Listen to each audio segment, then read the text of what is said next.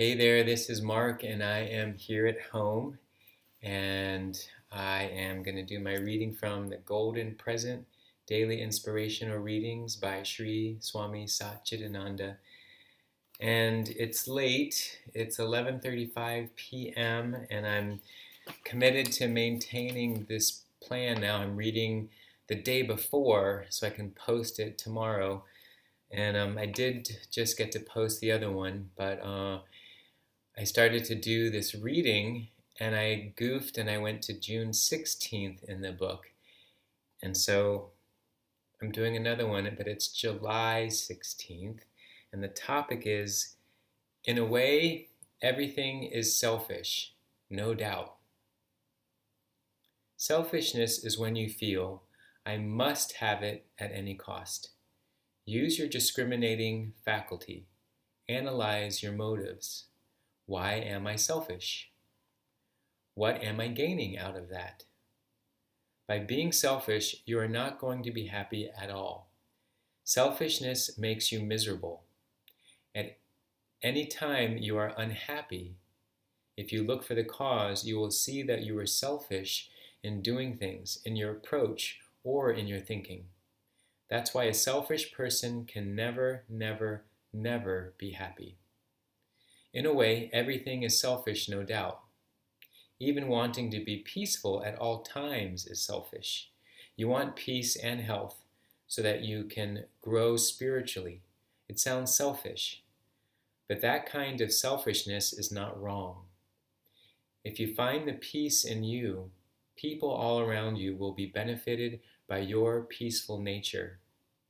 Even if you don't consciously do anything for them or say anything to them, you will be setting an example, and they will learn from your example. So that is a sort of selfless selfishness. Yeah, that's a nice distinguishing nuance between selfishness and selflessness. Being selfless, being selfish. And I actually remember having a conversation years ago with a former boyfriend about the idea of taking care of yourself first before you take care of others. And in the discussion, we talked about how that seemed selfish and that he had grown up with the idea of taking care of others first and then think about yourself after. And after some going back and forth about this, we started to be able to understand how it was important to go in the order first of taking care of yourself, because by taking care of yourself, you are able to then take care of others with more strength, with more of a grounded nature, rather than what could lead into a codependency that's not healthy. Putting others on a pedestal even, or having them feel like they're your reason for being. And there is part of a spiritual path with that too, of this bhakti yoga, this devotional practice of loving others and just sort of thinking of others as being divine beings and just giving everything to them. But even in that, I find that the understanding of that kind of practice, that bhakti practice, is that we are spiritually fit, taking care of ourselves first for the basic and necessary needs, and then being able to give everything over. Now, it could also go different directions, but I would say what Swami Satchidananda is saying here too is that even when we want to do this, we want peace, we want things, in a way we're wanting those for ourselves. There's a sense of we're trying to grab onto something that's for us, but with an intention that is being done so that it can enable us to be of higher service, to be able to be healthy and strong, so that we can be at our best and share that part of our essence, part of our nature, that alone resonates and offers service. So I appreciate this. Even wanting to be peaceful at all times is selfish. You want peace and health so that you can grow spiritually. But that kind of selfishness is not wrong. If you find peace in you, people around you will be benefited by your peaceful nature. And I can think of, like the swamis at Integral Yoga. I recognize the work that they've done and are doing.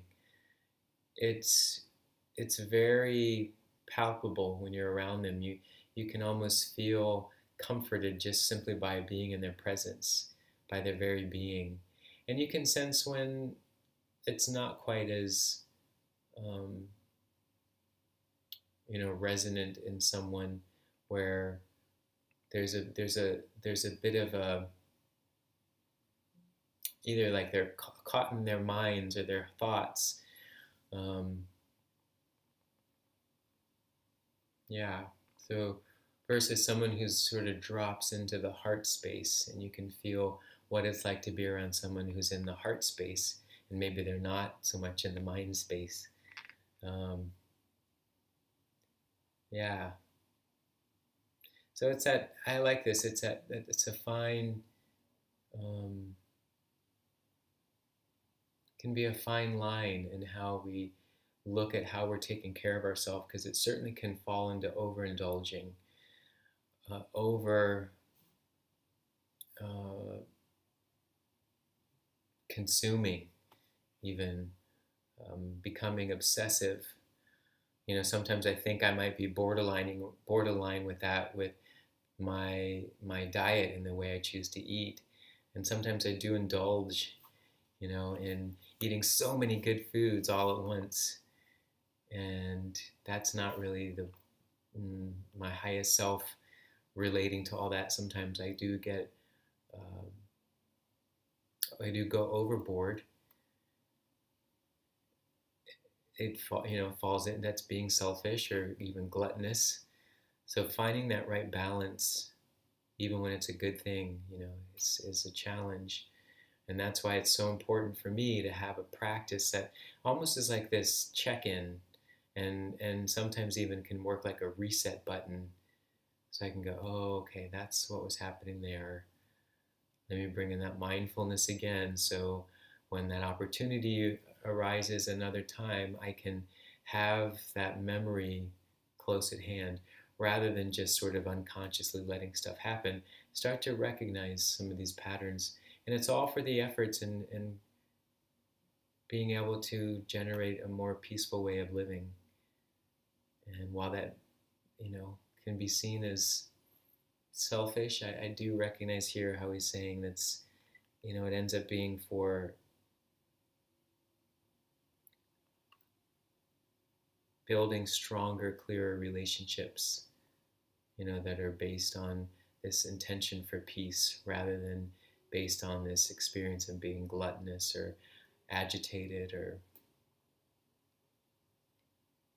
paranoid, or, those other states of mind. All right. Speaking of states of mind, mine's going to start to go to sleep. So I was able to make this video before the day ends, keeping a day ahead of the readings. So thanks for watching, and I'll see you tomorrow. All right, bye.